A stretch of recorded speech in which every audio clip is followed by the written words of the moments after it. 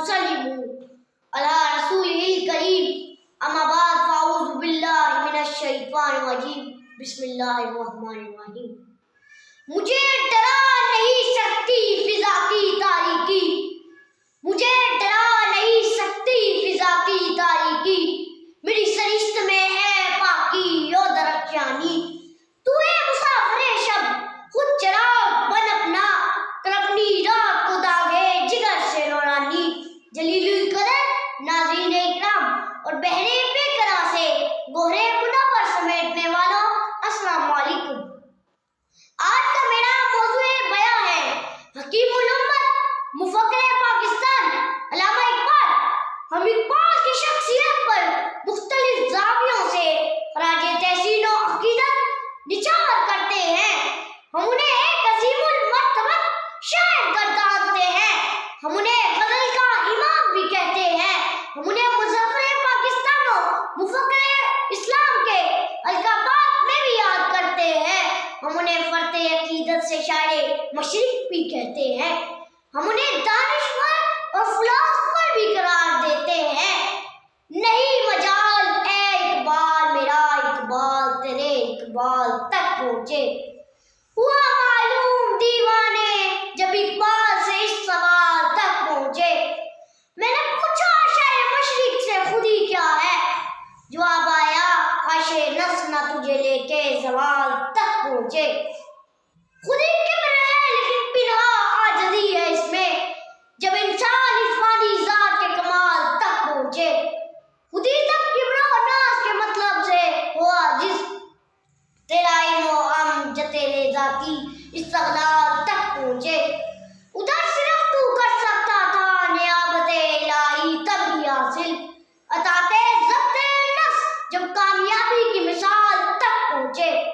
ناظرین اکرام، اقبال کی شرح وقت تصانیف میں باغ درخت، بال جبریل، اسرار خودی، رموز بے خودی، پیام مشرق اور زبور عجم شامل ہیں۔